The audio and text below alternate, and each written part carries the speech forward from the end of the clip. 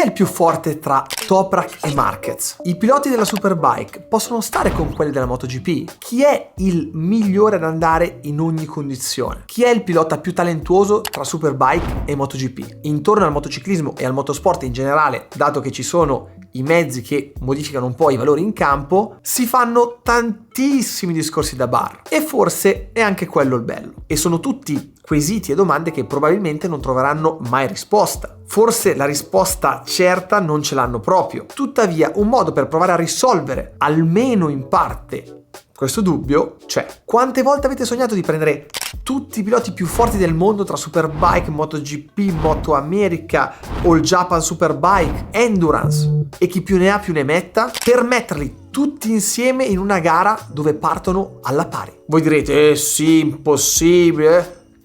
Eppure nel passato, ma anche attualmente, c'è qualcuno che lo ha fatto, organizzando delle gare all star, vere e proprie feste sportive in cui al centro di tutto c'era e c'è il talento. La grande patria di questi eventi è stata il Giappone, ovviamente, dove per molti anni la cultura delle gare all star è stata forte, perché i costruttori nipponici erano e sono ancora i più grossi e importanti al mondo. Quindi con queste gare organizzate in casa dimostravano il loro potere e suscitavano interesse nel pubblico. Ne è un esempio lampante la TBC, The Big Road Race, una gara post campionato dove venivano invitati campioni del mondiale 500. Praticamente un galà, un tappeto rosso per i costruttori e per i loro grandi piloti. Nell'edizione del 95 Nobuatsu Oki portò per l'ultima volta in pista la Cagiva 500, ammessa giusto per farle fare un tributo. Un altro episodio simile ma molto particolare avvenne nel 98 nell'ultima tappa del campionato nazionale giapponese. Cioè immaginatevi un po' come se fosse il CIV. Qui nella classe Superbike si schierarono ai nastri di partenza un'infinità di wildcard folli.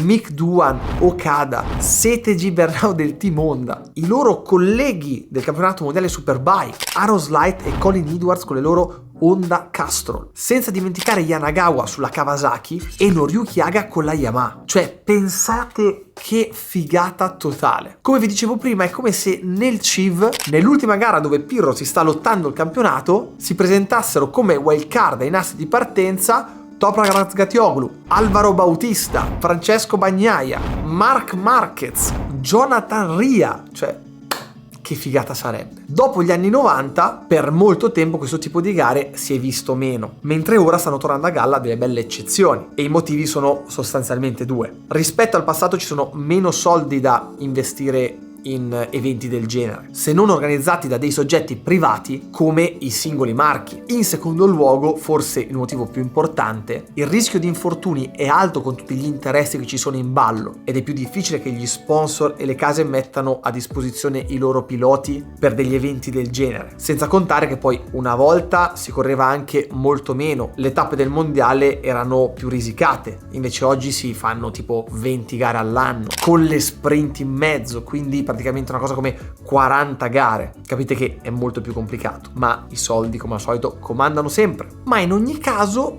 nell'ultimo periodo, a causa anche degli allenamenti ai quali devono sottoporsi i piloti per poter essere performanti, come ad esempio il flat track, che oltre a essere divertente ti permette di imparare la gestione della moto in condizioni di scarsa aderenza. Stoner per esempio ha iniziato ad andare in moto in Australia proprio su quel tipo di gare e con quel tipo di moto, e per capirci quando aveva iniziato aveva 3 anni.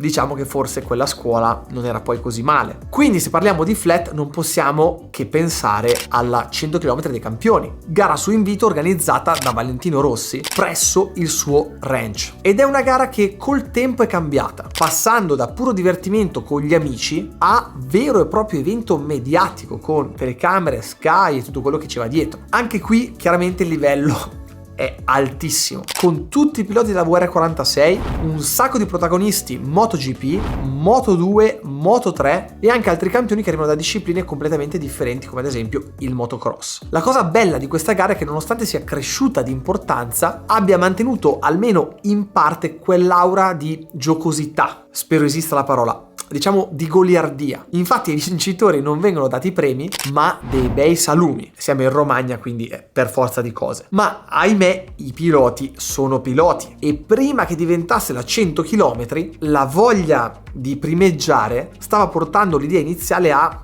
snaturarsi. E soprattutto, non so se ve lo ricordate, ma è stato l'inizio delle frizioni e della forse fine dei rapporti tra Valentino e Marquez. Cosa era successo? Nel momento di idillio tra i due campioni, con scambi incredibili di complimenti, sei il numero uno, il più grande campione mai esistito, e tu Marquez, baby prodigio, farai grandissime cose. Insomma, non si capiva se era una tecnica per aggraziarsi a vicenda oppure se c'era veramente una profonda stima reciproca. In ogni caso, Valentino aveva recapitato a Cervera, dove abitava Marquez, uno stupendo invito per andare ad allenarsi insieme a tutti i ragazzi della VR46 al ranch a Tavuglia per fare un po' di flat track insieme. Il problema, e lo sappiamo, è che lo spagnolo è un cannibale. Quindi non è che è arrivato lì con la motorettina con la quale si allenava, bello tranquillo, sì, divertiamoci, ma è arrivato con una Honda ufficiale, tecnici HRC al seguito, sospensionisti, motoristi, per cercare di battere in ogni modo alla prima occasione il record della pista lì al ranch. A Valentino,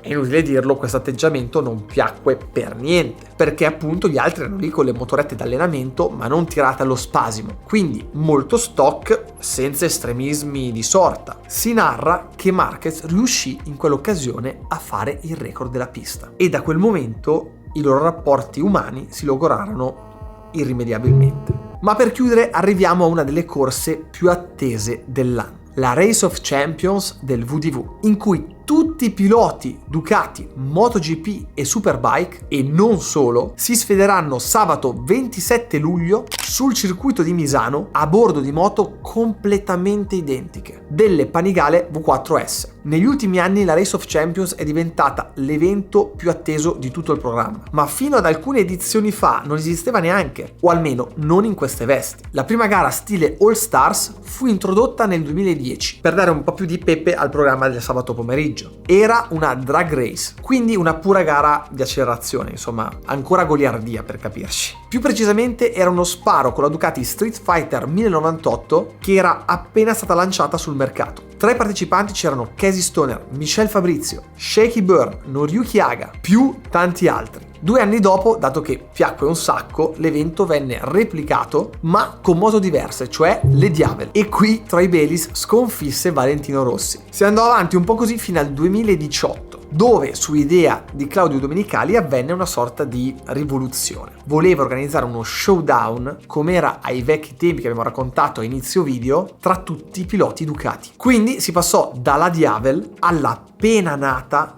Panigale V4 e a trionfare fu Michele Pirro, ma va anche detto che era il primo anno e i piloti del mondiale l'avevano presa un po', come dire, una passerella. Ma poi subito dopo si resero conto di quanto era sentita quella garetta. Ne parlarono tantissimo nei giorni successivi sui soliti social, mica social, nei bar e via dicendo. Quindi, di ritorno dal Covid, nel 2022, dove anch'io ero presente, ragazzi, non avete idea di come i piloti si allenavano in vista di quella gara. Era sentitissima. Prove libere del giovedì, tutti che cercavano di capire come sfruttare al meglio le gomme Pirelli, che erano diverse da quelle utilizzate sempre da i ragazzi che corrono in MotoGP o similari. I ragazzi della GP hanno iniziato anche loro ad allenarsi sulle moto di serie per rimanere in moto e rimanere un po' in allenamento, quindi il livello si è alzato tantissimo. La garetta che doveva essere all'inizio è diventata pura prestazione, quindi se nel 2018 si era corso con moto tutte rosse, insomma un po' così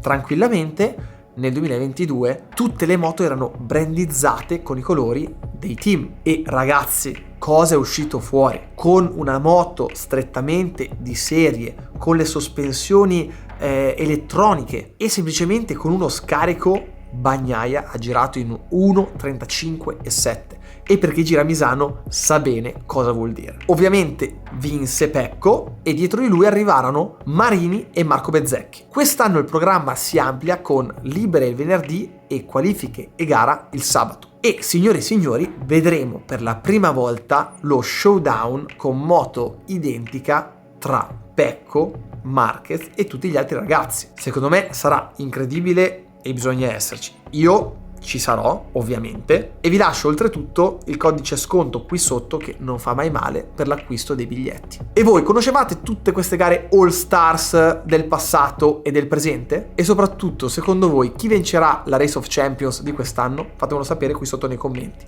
Per adesso, come al solito, Gas, ci vediamo al prossimo video.